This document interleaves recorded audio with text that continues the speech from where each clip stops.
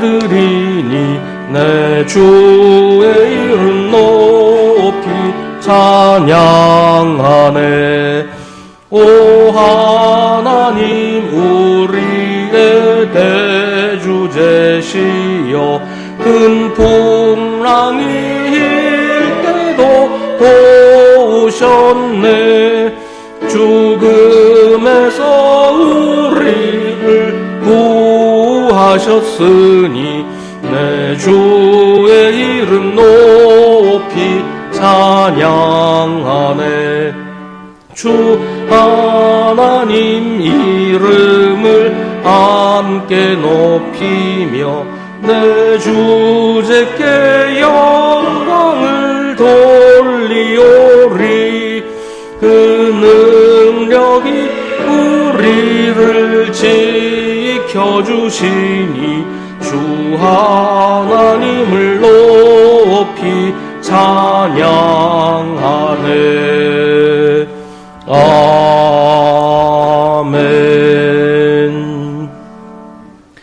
하나님의 사람이여, 그대는 이 악한 것들을 피하십시오. 의와 경건과 믿음과 사랑과 인내와 온유를 쫓으십시오. 믿음의 선한 싸움을 싸우십시오. 영생을 얻으십시오. 하나님께서는 영생을 얻게 하시려고 그대를 부르셨습니다. 아멘.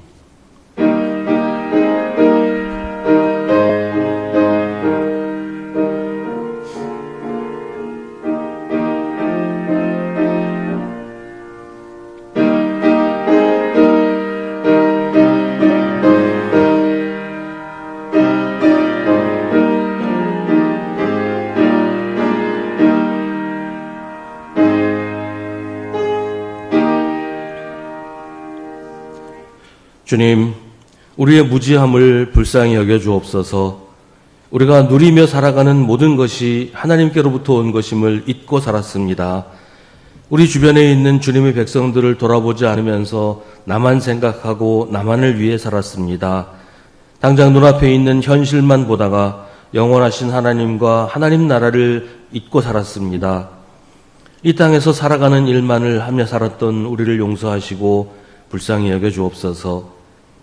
이제 계속해서 우리 각자의 죄를 주님께 고백하고 회개하는 기도를 드립니다.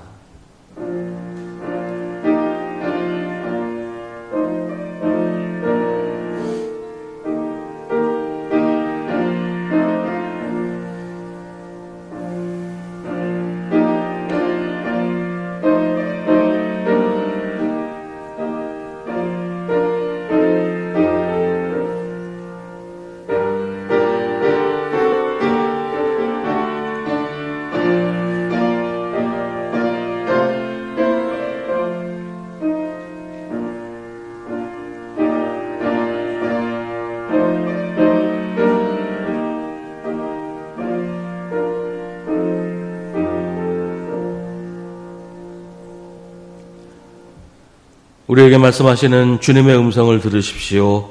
이제는 내가 너희에게 나를 너희의 주로 알아볼 수 있는 마음을 주겠다. 그러면 너희가 온전한 마음으로 나에게 돌아와서 나의 백성이 되고 나는 너희의 하나님이 될 것이다. 아멘. 사도신경으로 우리의 신앙을 고백하겠습니다. 나는 전능하신 아버지 하나님 천지의 창조주를 믿습니다. 나는 그의 유일하신 아들 우리 주 예수 그리스도를 믿습니다. 그는 성령으로 잉태되어 동정녀 마리아에게서 나시고 본디오 빌라도에게 고난을 받아 십자가에 못 박혀 죽으시고 장사된 지 사흘 만에 죽은 자 가운데서 다시 살아나셨으며 하늘에 오르시어 전능하신 아버지 하나님 우편에 앉아 계시다가 거기로부터 살아있는 자와 죽은 자를 심판하러 오십니다.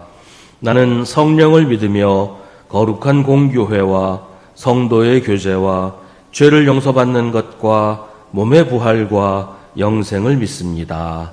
아멘. 정식교독은 주보에 있는 시편 91편의 말씀입니다. 가장 높으신 분의 보호를 받으면서 사는 너는 전능하신 분의 그늘 아래 머무를 것이다.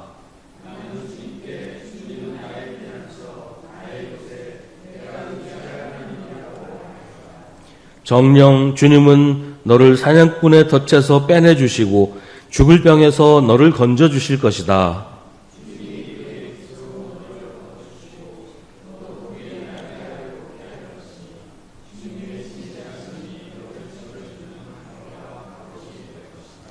그가 나를 간절히 사랑하니 내가 그를 건져주겠다. 그가 나의 이름을 알고 있으니 내가 그를 높여주겠다.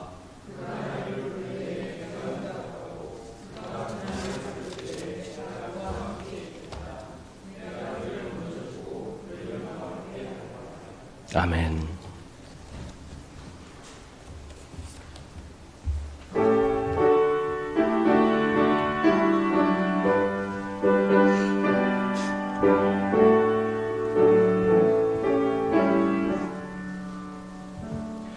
오 놀라운 구세주 예수 내 주 참 능력의 주시로다.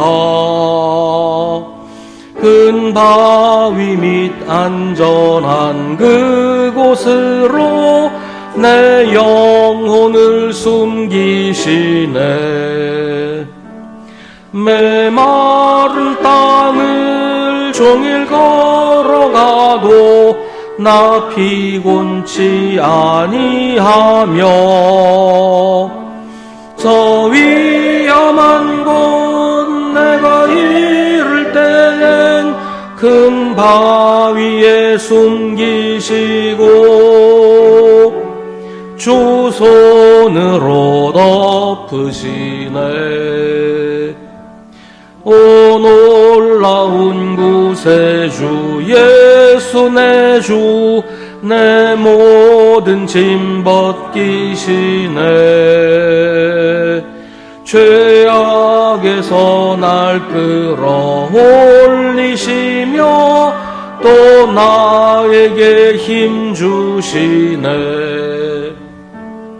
메마른 땅을 종일 걸어가도 나 피곤치 아니하며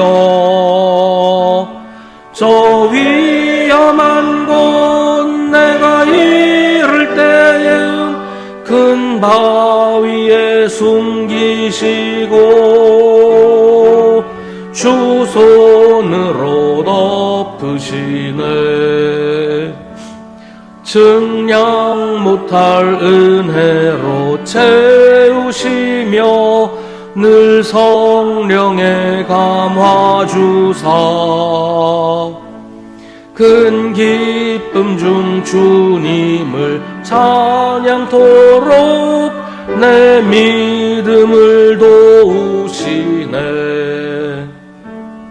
메마른 땅을 종일 걸어가도 나 피곤치 아니하며 저 위험한 곳 내가 이를 때면 큰 바위에 숨기시고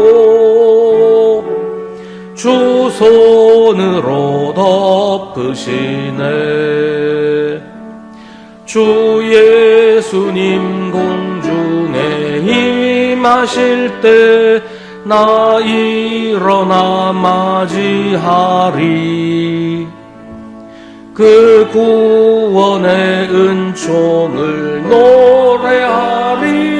저 천군과 천사 함께 메마른 땅을 종일 걸어가도 나 피곤치 아니하며 저 위험한 곳 내가 이를 때면 큰 바위에 숨기시고 주 손으로 덮으시네.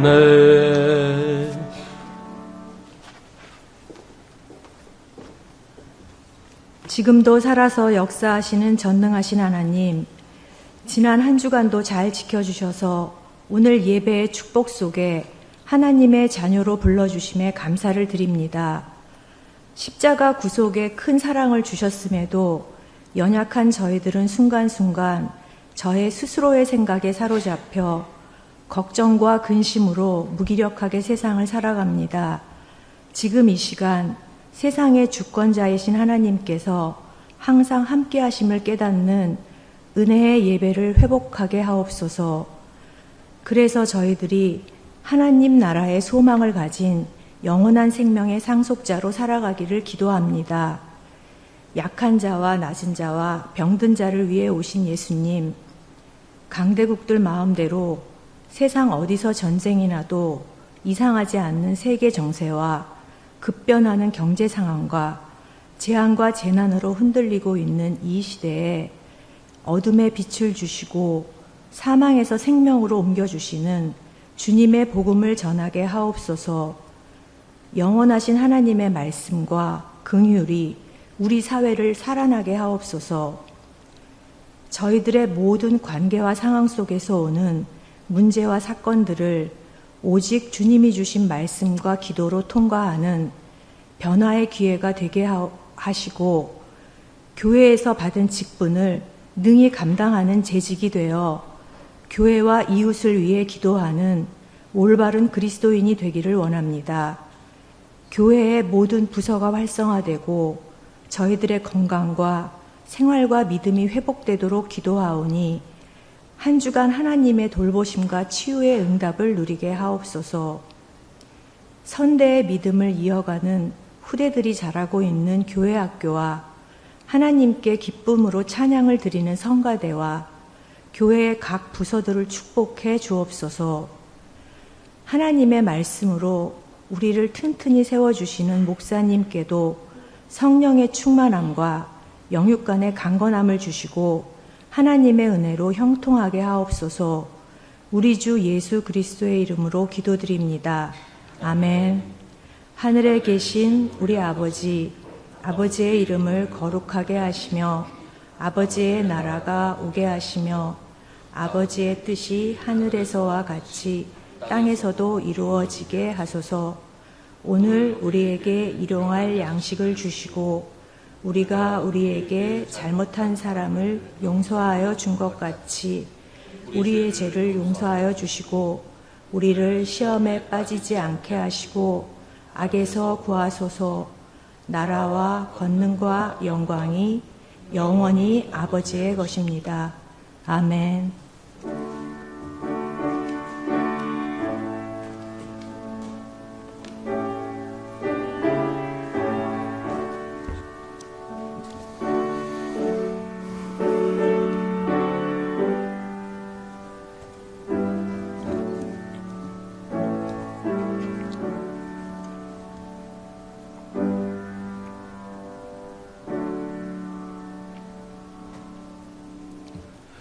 오늘 우리에게 주시는 하나님의 말씀은 구약성경 예레미야 32장 6절부터 15절입니다. 예레미야 32장 6절부터 15절의 말씀입니다. 하나님의 말씀을 봉독하겠습니다. 이 말씀을 통해 하나님의 음성을 들으시기 바랍니다. 주님께서 나에게 말씀하셨다. 너의 숙부 살룸의 아들 하나멜이 너에게 와서 아나돗에 있는 그의 밭을 너더러 사라고 하면서 그 밭을 유산으로 살 우선권이 너에게 있기 때문에 내가 그것을 사야 한다고 말할 것이다. 과연 주님의 말씀대로 숙부의 아들 하나멜이 근이되 뜰 안으로 나를 찾아와서 내게 부탁하였다. 베냐민 지방의 아나돗에 있는 그의 밭을 나더러 사라고 하였다. 그 밭을 소유할 권리도 나에게 있고 그 밭을 유산으로 사들일 권리도 나에게 있으니 그 밭을 사서 내 밭으로 삼으라고 하였다. 그때 나는 그것이 바로 주님의 명령임을 깨달았다.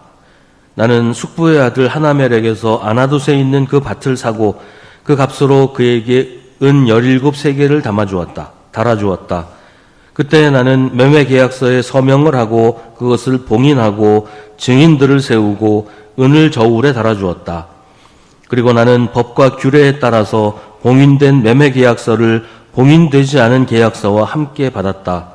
그리고 나는 숙부의 아들 하나멜과 그 매매 계약서에 서명한 증인들과 그네의 뜰 안에 앉아있던 모든 유다 사람이 보는 앞에서 그 매매 계약서를 마사야의 손자이며 니리아의 아들인 바룩에게 넘겨주고 또한 그들이 모두 보는 앞에서 바룩에게 부탁하였다.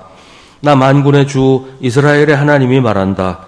이 증서들 곧 봉인된 매매 계약서와 봉인되지 않은 계약서를 받아서 옹기 그릇에 담아 여러 날 동안 보관하여라. 참으로 나 만군의 주 이스라엘의 하나님이 말한다. 사람들이 이 나라에서 다시 집과 밭과 포도원을 살 것이다. 아멘. 이것은 하나님의 말씀입니다.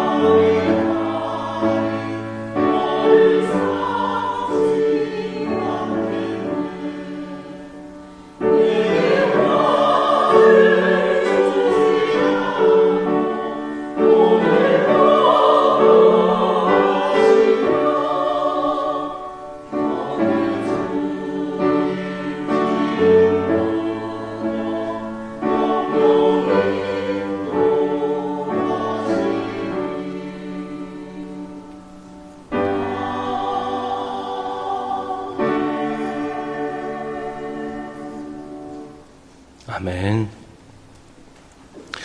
성경에 땅을 사는 이야기가 몇 차례 나와요. 아브라함이 가나안에 살면서 처음에는 자기 소유의 땅이 없었어요. 그러다가 맨 처음에 아브라함이 땅을 사게 된 것이 아내 사라가 죽은 다음에 사라의 묘지를 만들기 위해서였어요. 창세기 23장에서 아브라함은 아내 사라가 헤브론에서 눈을 감자 아내의 묘지를 만들기 위해서 헤브론에 땅을 산다고 이야기가 나옵니다. 그 지역에 살던 헷 족속 사람들이나 땅의 주인인 에브론이 아브라함에게 땅을 그냥 주겠다고 제안을 했지만 아브라함은 꼭 돈을 주고 사야겠다고 고집을 합니다. 결국 땅 주인 에브론이 은 400세겔을 받고 아브라함에게 땅을 팝니다. 에브론은 처음에는 땅 그냥 가져가라 공짜로 주겠다고 했지만 이제 은 400세겔을 받았는데 이 은 400세겔이라는 것은 굉장히 비싸게 그 땅의 시세에 비해서 아주 비싸게 판 거라고 해요. 그러니까 아브라함이 바가지를 쓴 거죠. 근데 그렇게 보면 처음부터 공짜로 줄 생각은 없었던 것으로 보이죠.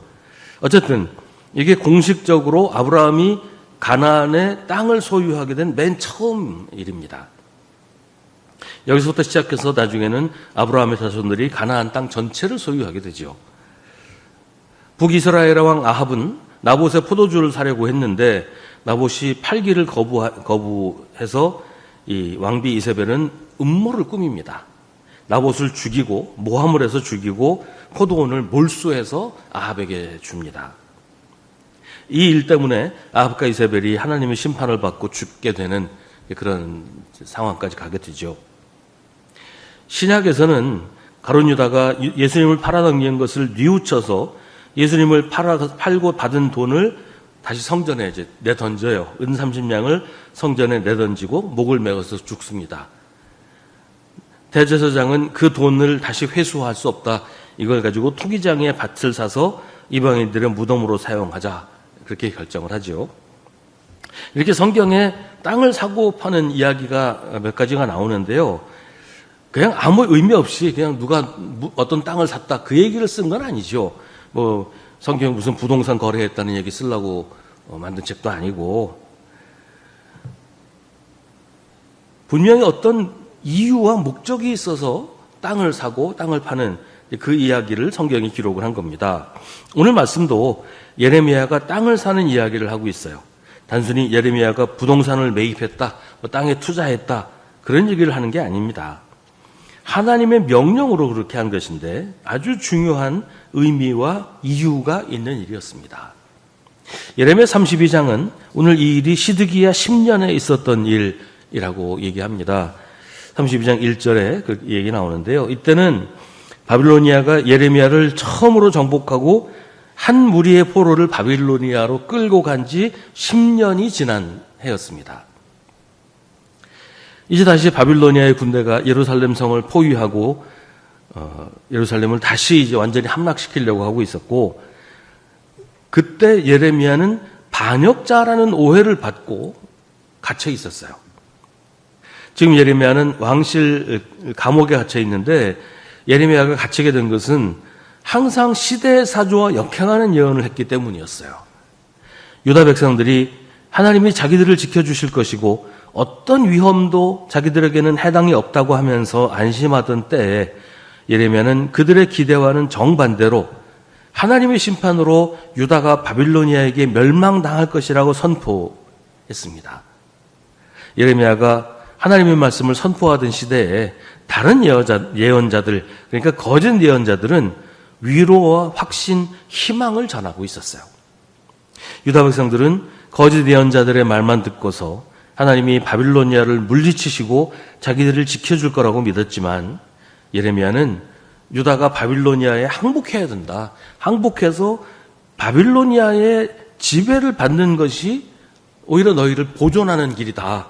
이게 하나님의 계획이고 하나님의 뜻이라고 계속 선포를 했던 거예요. 그래서 유다의 왕과 백성들은 예레미야를 민족 반역자라고 비난하고 핍박했고 지금 이제 감옥에 갇히게 된 겁니다. 그리고 10년 전에 예레미야가 예언한 대로 바빌로니아가 침략해서 예루살렘을 정복하고 사람들을 포로로 끌고 갔고 이제 또다시 바빌로니아가 예루살렘을 포위하고 함락시키려고 하고 있어요. 이런 위기의 시대, 절망의 시대에 예레미야는 또다시 하나님의 말씀을 선포합니다. 그리고 이번에도 그 말씀은 시대의 상황과 영 맞지 않는 것 같은 세상을 거꾸로 가는 것 같은 그런 예언을 합니다. 하나님께서 예레미야에게 말씀하십니다.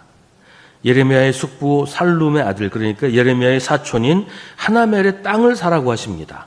하나멜이 예레미야에게 땅을 팔려고 하는 것은 그 밭을 유산으로 살 우선권이 예레미야에게 있기 때문이었어요.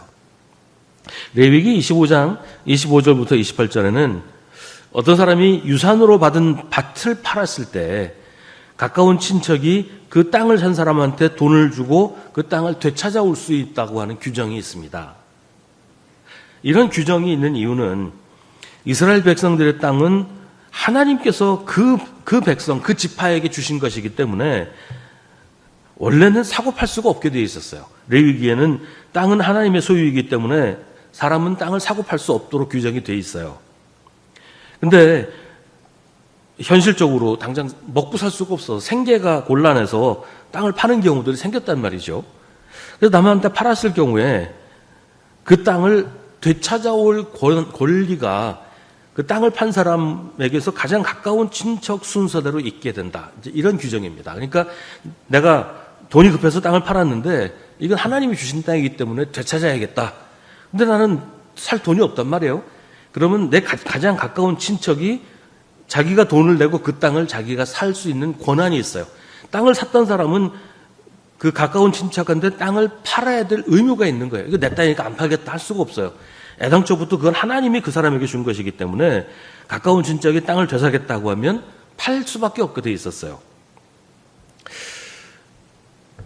이렇게 규정이 있는 이유는 하나님의 주신 땅이 다른 지파 혹은 다른 민족에게 넘어가지 않게 하려는 장치였습니다. 원래 땅의 그 소유주들, 그 가문이 계속 그 땅을 가지도록 하기 위해서 하나님께서 정하신 법이었습니다. 성경에서 이 규정이 실제로 실행됐던 사례가 룻기에 나옵니다. 엘리멜렉이라는 사람이 기근을 피해서 모압이라는 나라로 이민을 갑니다. 근데 거기서 엘리멜렉과 두 아들이 모두 죽게 돼요. 그래서 엘리멜렉의 아내인 나오미와 둘째 며느리 룻은 다시 베들레헴 고향으로 돌아옵니다. 그때 룻을 눈여겨본 보아스라는 사람이 마침 엘리멜렉의 가까운 친척이어서 엘리멜렉의 땅을 자기가 사고 그 돈을 나오미에게 주어서 먹고 살기 기반을 마련해주고 룻을 아내로 맞이하는 이게 룻기에 나옵니다. 예레미야가 하나멜의 땅을 사는 것도 그런 규정에 따른 일이었지만 이게 단순히 땅을 사고 파는 일이 아닌 것은 그때 상황으로 보면 이게 참 어이없는 일이었기 때문이에요. 지금 바빌로니아 군대가 예루살렘 성을 포위하고 있습니다. 이제 곧 예루살렘 성이 파괴되고 나라는 없어지고 유다 백성들은 바빌로니아의 포로로 끌려갈 것입니다. 근데 땅을 산다는 거예요. 이거 참 바보 같은 일 아닙니까? 땅을 사는 게 문제가 아니고 지금 나라가 없어질 건데 나라가 없어지는데 땅을 산다고 해서 그 땅이 자기께 되겠어요? 거기서 농사를 지을 수도 없고 그 땅을 누구한테 되팔 수도 없고 심지어 전쟁통에 자기가 죽거나 포로로 끌려갈 수도 있는데 땅을 산다는 게 이게 도대체 무슨 짓이냔 말이에요. 그러니까 돈을 내다 버리는 것과 다를 게 뭐가 있겠어요.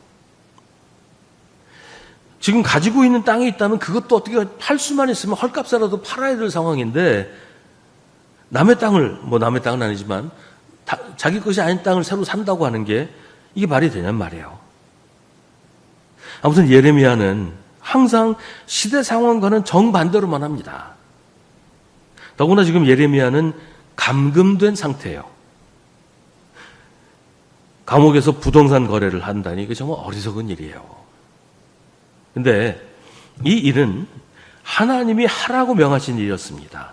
하나님께서 유다 백성들에게 하나님의 계획을 선포하시기 위한 방법으로 이렇게 하신 거예요.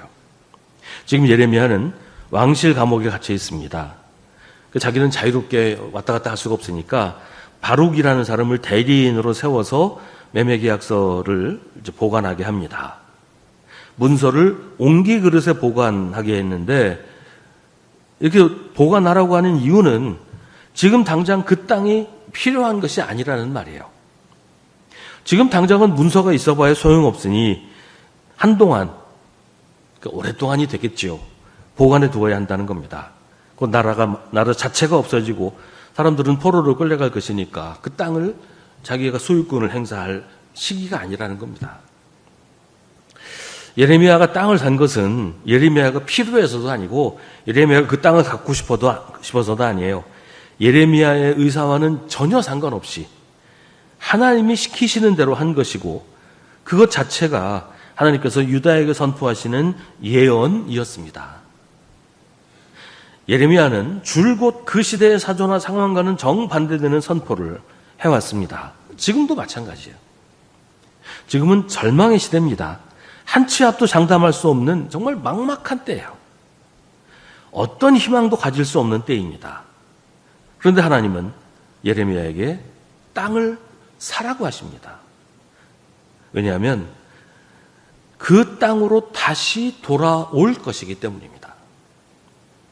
사람들이 이 나라에서 다시 집과 밭과 포도원을 살 것이기 때문입니다.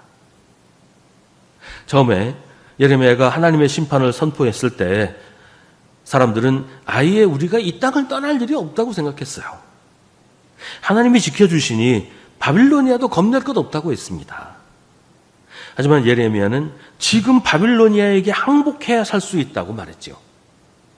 그리고 예레미야가 예언한 대로 바빌로니아가 유다를 정복하고 사람들을 포로로 끌고 갔습니다. 거짓 예언자들이 했던 말이 거짓말이고 예레미야가 선포한 말이 하나님의 말씀이었다는 것이 확인되었습니다. 지금 사람들은 유다에 더 이상 미래가 없다고 생각하고 있습니다. 모든 희망이 사라지고 절망뿐이라고 했습니다. 이제 또다시 끌려갈 텐데 그러면 이제 다시는 이 땅으로 돌아오지 못할 거라고 생각했습니다. 하지만 하나님은 예레미야에게 땅을 사라고 하십니다. 다시 이 땅으로 돌아올 것이라고 말씀하시는 겁니다. 지금 예레미야가 땅을 산 것과 같이 사람들이 다시 집과 밭과 포도원을 살 것이라고 하나님께서 말씀하십니다. 그래서 하나님은 예레미야에게 희망을 선포하라고 하십니다. 하나님께서 그렇게 하실 것이기 때문입니다. 유다가 망하고 사람들이 바빌로니아에 끌려가면서 많은 사람들이 하나님을 의심하게 되었습니다. 하지만 예레미야는 유배지에서도 하나님이 활동하고 계신다고 말합니다. 하나님은 하나님의 백성을 버리지도 않았고 힘을 잃어버린 것도 아니고 오히려 절망 가운데 있는 하나님의 백성들을 건지시고 회복시킬 것이라고 선포하십니다. 이 나라에서 다시 집과 밭과 포도원을 살 것이라는 말은 유다가 다시 가나안으로 돌아오게 된다는 뜻입니다. 바빌로니아에서 잘 적응해서 살게 된다는 말이 아니라 하나님이 유다를 회복시켜 주신다는 말입니다. 유다가 멸망하기 전에는 사람들이 우리는 안전하다, 우리는 평안하다고 믿었습니다. 그러다가 바빌로니아의 포로로 끌려간 후에는 거기 잘 적응하고 정착해서 평안하게 사는 것이 최선이라고 생각했습니다. 그게 예레미야가 선포한 하나님의 계획일 거라고 생각했던 거예요. 바빌로니아에 항복하는 것이 너희가 살 길이다. 이 얘기가 바빌로니아에 가서 평안하게 잘 살면 된다. 그런 얘기일 거라고 생각한 거예요. 바빌로니아가 유다를 정복하는 것이 하나님의 계획이었으니까 공연히 바빌로니아와 맞서다가 불필요한 희생을 만들지 말고 순순히 항복해서 최소한의 평안이라도 유지하라는 것이 예레미야의 선포였어요. 그런데 그게 하나님의 계획의 전부는 아니었단 말이에요. 유다가 망하고 백성들이 바빌로니아에 가서 사는 것으로 하나님의 계획이 끝나는 게 아니라는 말입니다. 하나님의 계획은 유다가 멸망해서 절망하고 끝나는 것이 아니라 죄를 깨달아서 회개하고 다시 하나님께로 돌아오는 것이 하나님의 계획이었어요. 그러면 희망이 있다는 겁니다. 하나님은 유다 백성들이 바빌로니아에서도 가나안으로 돌아가게 하실 계획을 가지고 계세요. 하나님께로 돌아오면 하나님께서도 유다를 되돌려 보내실 거라는 얘기예요. 그러니 가나안으로 돌아가는 꿈을 포기하지 말라고 하시는 겁니다. 그게 예레미야가 땅을 산 이유입니다. 때때로 우리에게 절망적인 상황이 닥칩니다. 우리에게 닥친 절망은 우리에게 어떤 희망도 가지지 말라고 다그치는 것 같을 때도 있어요. 희망을 가지는 것이 너무나 어리석은 것처럼 보일 때가 있습니다. 마치 예레미야가 바빌로니아 군대가 포위하고 있는 유다의 땅을 사는 것처럼 정말 바보 같은 짓이라고 생각될 정도로 우리의 절망은 가혹하고 우리 희망은 무의미하다고 느껴질 때가 있단 말이죠. 근데 하나님은 예레미야에게 땅을 사라고 하십니다. 꿈을 버리지 말고 오히려 적극적으로 꿈을 꾸라고 하십니다. 왜냐하면 하나님이 끝내지 않으셨기 때문이에요. 하나님이 우리에게 희망을 가지게 하시려고 절망적인 상황을 주시는 건 아닙니다. 하나님이 우리에게 고난을 주시고 그 고난에서 구원하시면서 생색내시는 게 아니에요. 그런 얘기했던 사람이 있었죠. 하나님이 우리 민족이 예수 믿게 하시려고 일본의 식민지로 만드셨으니 우리가 일본한테 신세를 진 것이다. 이런 얘기했던 사람이 있었어요. 이건 정말 아닙니다. 병 주고 약 주는 것도 아니고 우리 가지고 장난치시는 것도 아니고 그게 뭡니까? 하나님은 그런 식으로 사람을 기만하시는 분이 아니에요. 우리가 고난받는 것은 고난받아야 할 이유가 있으니까 고난을 받는 거지 하나님이 우리 구원하시려고 일부러 고난당하게 하시는 게 아니에요. 하나님은 고난 가운데서도 우리를 구원하시는 것이지 구원하시려고 고난을 주시는 게 아니란 말이에요. 고난에는 그 나름의 이유가 있습니다. 하나님이 주시는 것이든 우리가 자초한 것이든 고난이 오는 것은 그 나름대로 이유가 있어요. 하지만 우리가 그 고난 가운데서도 절망하거나 포기하지 말아야 하는 것은 하나님이 거기서 우리를 구원하실 것이기 때문입니다. 하나님은 언제나 우리에게 희망을 가지라고 하십니다. 지금도 여전히 하나님은 변함없이 활동하고 계시기 때문입니다. 예레미야는 그 희망이 지금 당장 이루어질 거라고 생각하지 않았어요. 그래서 바룩에게 문서를 옹기 그릇에 넣어서 보관하게 합니다. 어쩌면 자기가 살아있는 동안에 그 땅을 보지 못할 수도 있다고 생각했을지도 몰라요. 그러나 자기는 아니더라도 바룩이 그 문서를 사용할 날이 올 거라고 믿었고 그래서 옹기 그릇에 잘 보관하게 합니다. 그건 단순히 땅 문서가 아니라 유다의 희망이었습니다. 흙으로 만든 그릇이 유다의 희망을 담는 귀한 그릇이 된 것입니다.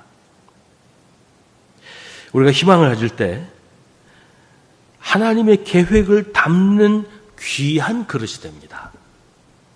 현실이 절망적이라고 해서 낙심하고 포기하면 우리는 아무것도 아닌 흙덩이에 지나지 않지만 어떤 상황에서도 하나님이 우리를 구원하시려고 지금도 활동하고 계신다는 것을 믿고 희망을 가지면 우리는 하나님의 계획을 우리 안에 품고 있는 귀한 그릇이 되는 겁니다.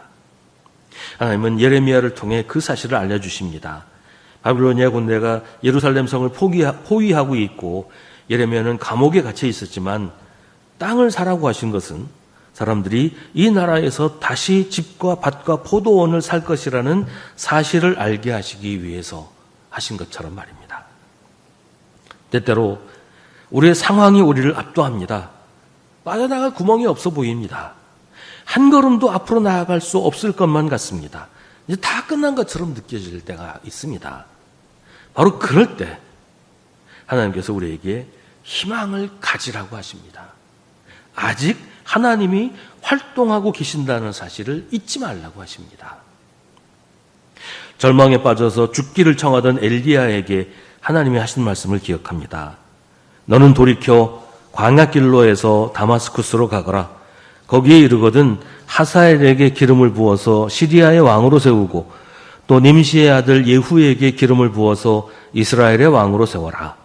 그리고 아베무훌라 출신인 사바세의 아들 엘리사에게 기름을 부어서 네 뒤를 이을 예언자로 세워라. 하사엘의 칼을 피해서 도망하는 사람은 예후가 죽일 것이고 예후의 칼을 피해서 도망하는 사람은 엘리사가 죽일 것이다.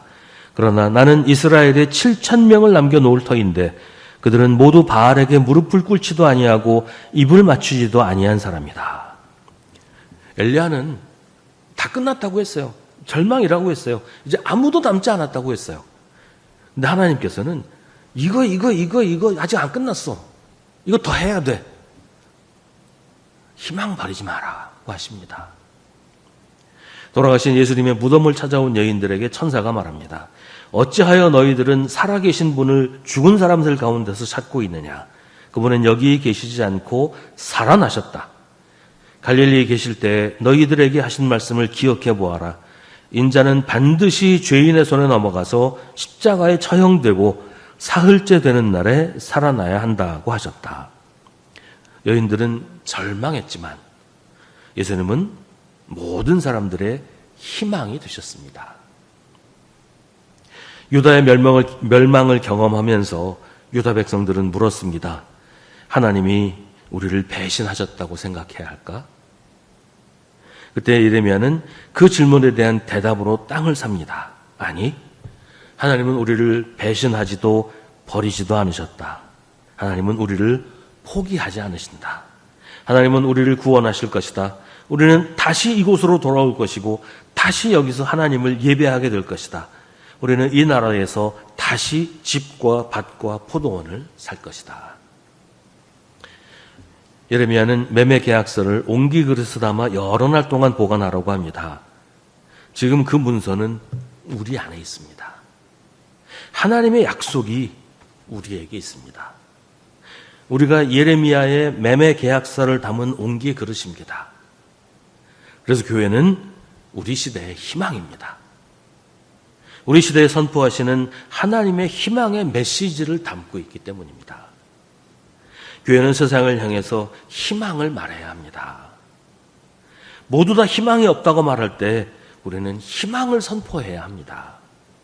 세상이 어둡다고 한탄할 때 교회는 세상을 밝히는 희망의 등불을 들어야 합니다. 우리 안에 하나님의 약속이 있습니다. 사람들이 우리를 보고 희망을 노래할 수 있어야 합니다. 우리가 절망을 말하고 우리가 탄식하면 세상은 무너지고 맙니다. 지금 힘들어하는 사람에게 우리가 희망의 선포가 되어야 합니다.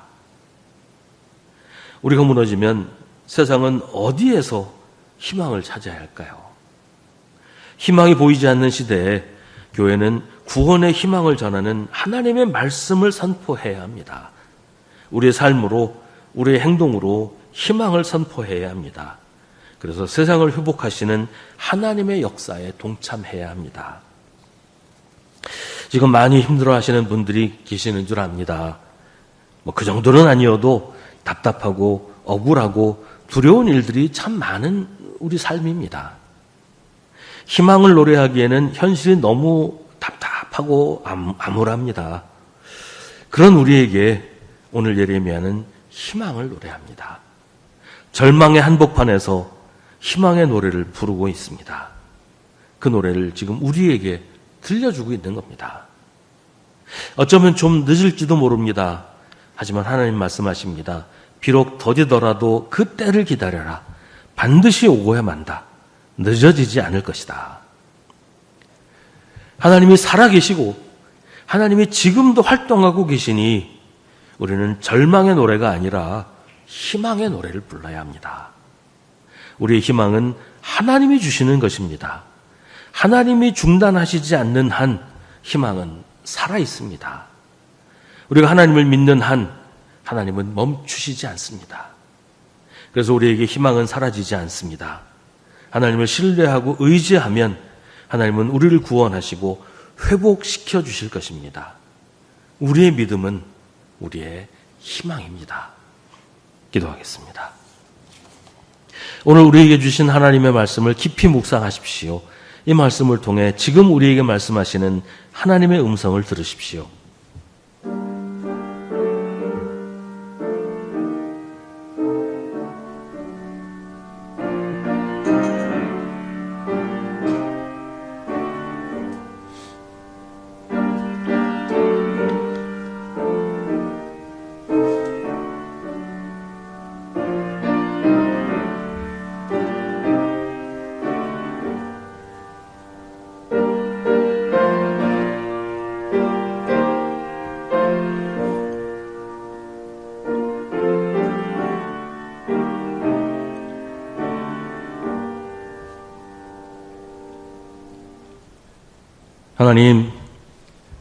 하나님께서 끝났다고 하시기도 전에 먼저 절망하고 먼저 포기하고 나 혼자 끝내버리는 어리석은 저희를 용서하여 주옵소서.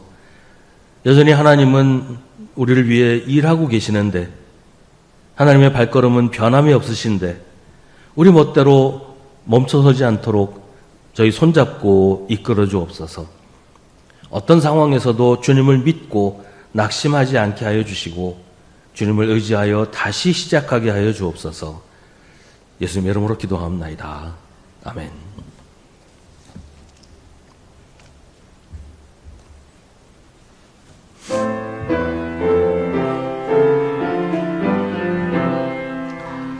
내 주는 강한 성이요 방패 해와 병기 되시니 큰 환난에서 우리를 구하여 내시리로다. 옛 원수 마귀는 이때도 힘을 써 모략과 권세로 무기를 삼으니 천하에 누가 당하랴. 내 힘만 의지할 때는 패할 수밖에 없도다. 힘 있는 장수 나와서 날 대신하여 싸우네. 이 장수 누군가? 주 예수 그리스도 만군의 주로다. 당할 자 누구랴? 반드시 이기리로다. 이 땅에 마귀 들끓어 우리를 삼키려 하나. 겁내지 말고 섰거라. 진리로 이기리로다. 친척과 재물과 명예와 생명을 다 빼앗긴데도 진리는 살아서 그 나라 영원하리라.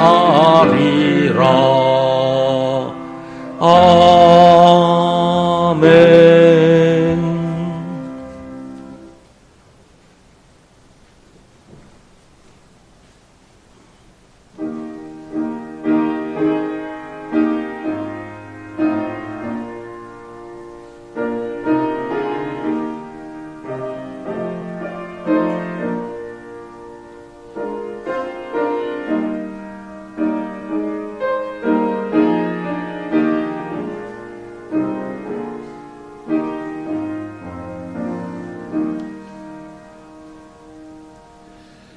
자리에서 일어나시기 바랍니다. 모든 것이 주께로부터 왔으니 이 예물을 주께 바치나이다.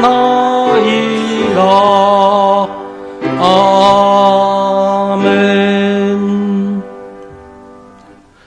고마우신 하나님, 주님이 허락하신 복된 날 주님께 예배하게 하시니 감사드립니다. 주님의 사랑을 받으며 살아가는 우리의 시선이 땅에만 머무르지 않고 하늘을 향하게 하시고 현재가 아닌 영혼을 보게 하여 주옵소서. 현재에 최선을 다하면서도 미래의 소망을 두고 땅에서 땀 흘려 일하면서도 언제나 하늘을 향한 삶을 살았던 신앙의 선배들처럼 우리도 말씀 안에서 하나님께서 예비하신 미래의 소망을 두고 살아가게 하옵소서. 또한 우리 주 예수 그리스도께서 나타나실 때까지 흠도 없고 책망받을 것도 없이 믿음의 선한 싸움을 싸우며 영생을 취하는 삶을 살게 하옵소서. 주님, 하늘을 향한 마음으로 드리는 예물을 받아주시옵소서. 예물 드린 이들의 심령에 아버지의 사랑을 더해 주셔서 알뜰한 행복이 열매 맺게 하여 주시고 우리 삶의 터전이 주님의 풍성함으로 채워지게 하여 주옵소서. 이 예물이 주님께서 기뻐하시는 일에 사용되게 하여 주옵소서. 예물과 함께 드리는 우리의 기도 제목들을 다 받아주셔서 놀라우신 주님의 능력으로 무한하신 주님의 사랑으로 응답하여 주옵소서. 예수님의 이름으로 기도하옵나이다. 아멘.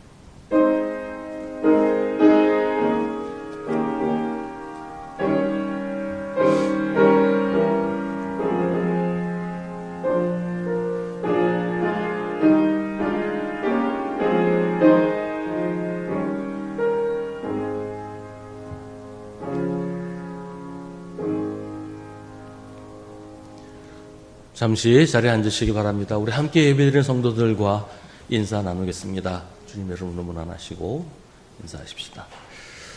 우리 매일 저녁 9시에 교회를 위해서 기도하실 때 이번 한 주간은 우리 수성교회가 잠원동에서 소금과 빛의 역할을 잘 감당하도록 기도해 주시기를 바랍니다. 우리 매일 성경 읽기표 나와 있습니다. 우리 10월 한 달 동안도 성경 읽기 게을리하지 않도록 힘쓰시기를 바랍니다. 2부 예배 후에 각 교구별로 모입니다.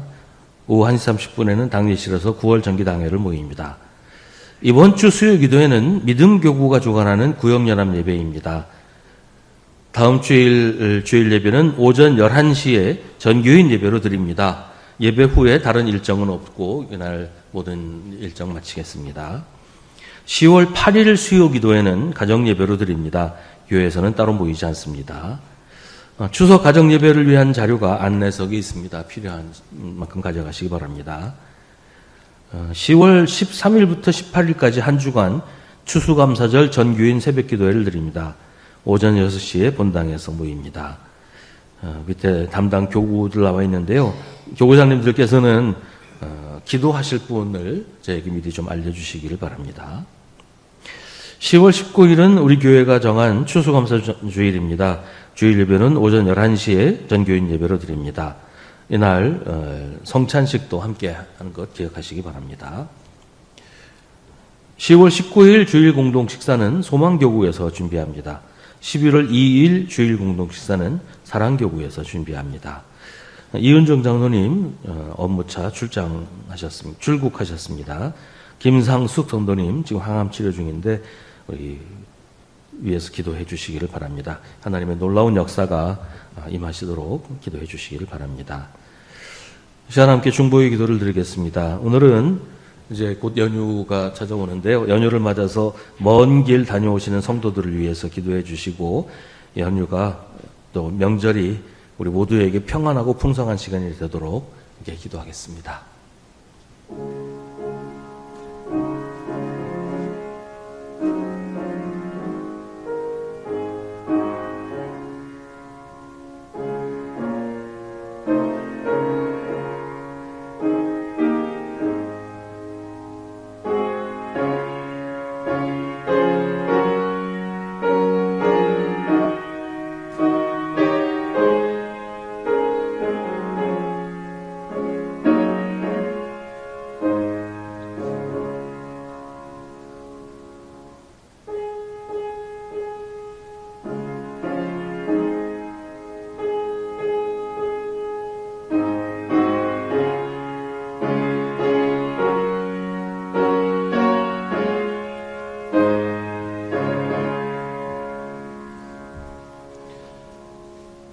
모두 자리에서 일어나시기 바랍니다.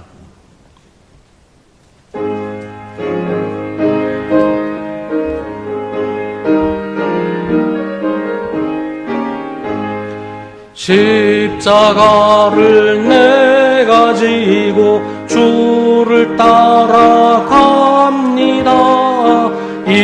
이제부터 예수로만 나의 보배 삼겠네.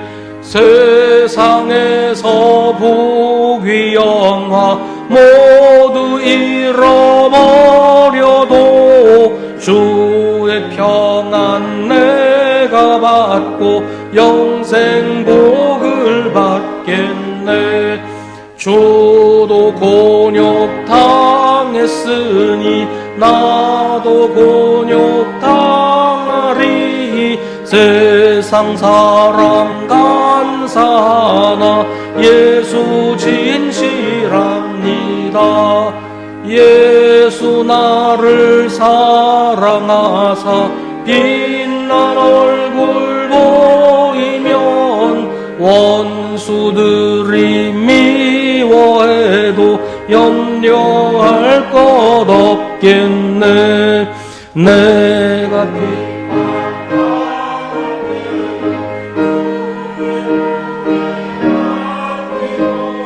세상 고초 당할수록 많은 위로 받겠네. 주가 주신 기쁨 외에 기뻐할 건 무엇냐. 누가 나를 사랑하니 기뻐할 것뿐일세. 아멘. 지금도 우리를 위해 일하시는 하나님을 신뢰하면서 언제나 소망 가운데 사십시오. 우리 구주 예수 그리스도의 은혜와 하나님 아버지의 그 끝이 없으신 사랑과 성령의 사귐이 주님을 예배하는 사랑하는 주님의 자녀들에게, 주님께 간절한 마음으로 기도하는 사랑하는 주님의 모든 백성들에게 언제나 언제까지나 함께 하시기를 간절히 축원하옵나이다. 아멘.